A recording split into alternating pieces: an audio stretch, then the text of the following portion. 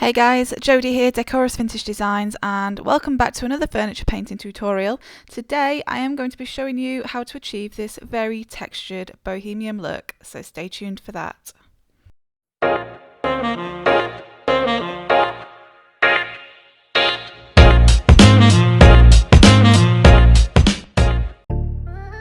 Alright, so to get started with, I mixed some Dixie Belle Limeade with sea spray, which is a texture additive, and I stippled it on with a premium chip brush.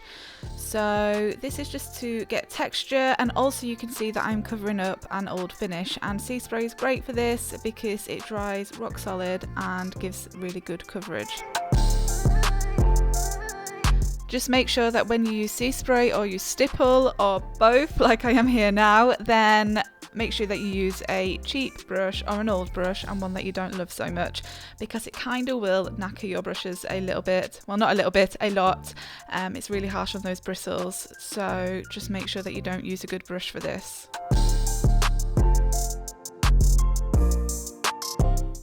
It's also a good idea when stippling to change the direction of your brush, so just kind of stipple on in different directions, and this will help create different textures and we'll get a more natural rustic finish.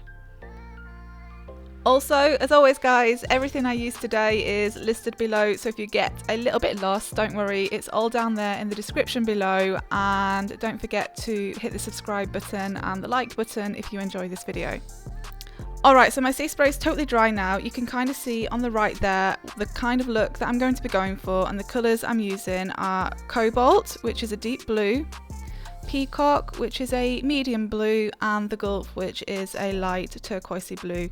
I have a brush for each colour so as not to kind of contaminate the colours, and generally I am using the oval medium style brushes, so synthetic brushes with an oval shape to them.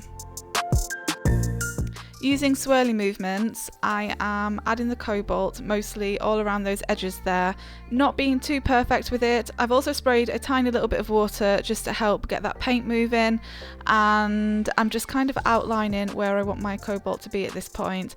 I'm also cool if some of the Limeade peeks through, because this is going to be a textured rustic look anyway, so as with most of my finishes it's going to be imperfectly perfect. I have then, with a separate brush, now gone in with my Peacock, and I'm just kind of placing that where I want it as well, somewhere just around the inner edge of the Cobalt, and then I've applied some of the Gulf there right in the middle, so that's going to be my highlighter colour. So I've spritzed a little bit of water, and then I have the Best Dang brush, which I'm going to call my neutral brush or my blending brush.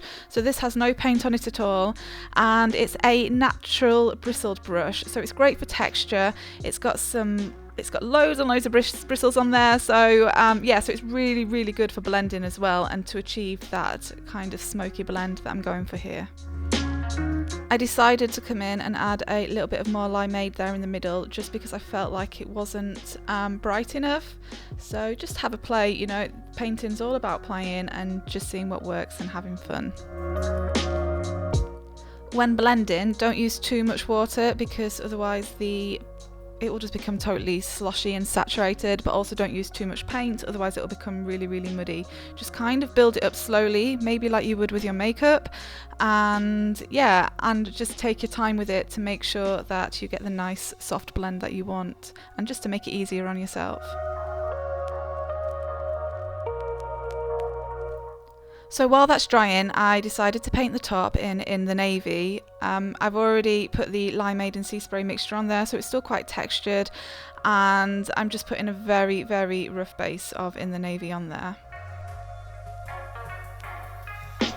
So once my blend had dried, I went in there with Moonshine Metallics in Pacific, which is a lovely deep blue metallic. I saturated my furniture with quite a bit of water so that it wasn't too bold, that it would soften it a little bit, and then with my sponge I went in there and just started to apply it. I just wanted to give this a really lovely kind of sapphire glow.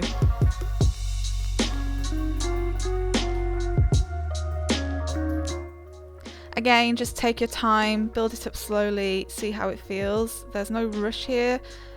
you know, add more water if you're kind of scared that you don't want to change the look too much, and then you can just build it up gradually. So yeah, just take your time.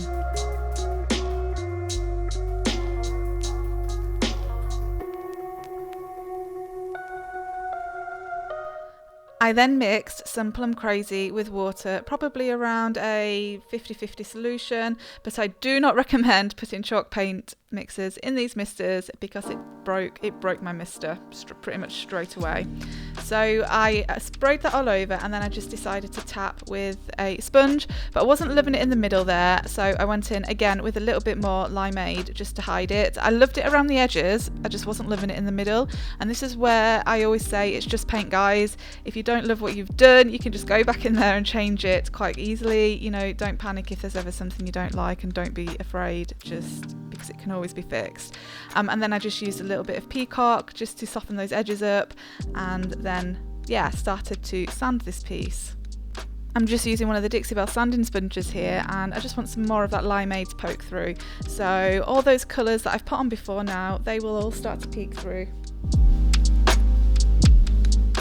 Start off by putting on a tiny little bit of pressure, and then build it up, and that way then you will have more control with how far and how deep you want the sanding to go down.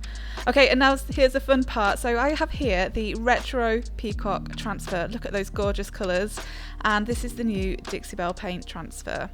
So I had a little bit of trouble here because my workshop is really cold, and I want to show you what happens whenever moisture gets into a transfer. If it's cold or humid, it means that the transfer will not adhere properly, like you can see here. So what I had to do was I had to take off the transfer, and then I applied some Gator Hide to make sure the paint was totally dry and cured, and then I went in again and applied the transfer after that.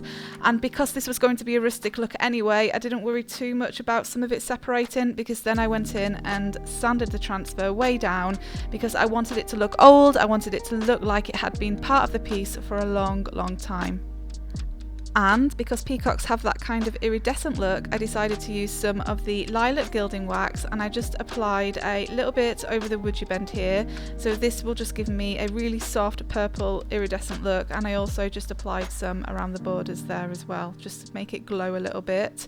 And then for a little bit of shading, I used some gold gemstone mousse, again because peacocks kind of have this glowy look about them, don't they? So this is kind of what my thought process was here at this point. I sanded back the top of the piece to let that Limeade shine through as well, again just to create that rustic look. And I actually really love the contrast of the Limeade with the darkness of the In the Navy, and I just love this kind of texture. It's just so my style, I feel. And then to seal the piece, I used Dixie Belle's Satin Clear Coat. Again, I usually use waxes, but I went with a Satin Clear Coat this time because I was thinking of, you know, peacocks and how they have that iridescent sheen to them. So I wanted this to look nice and glowy. I put 2 coats of this on, and that made me feel confident that this piece was then totally protected.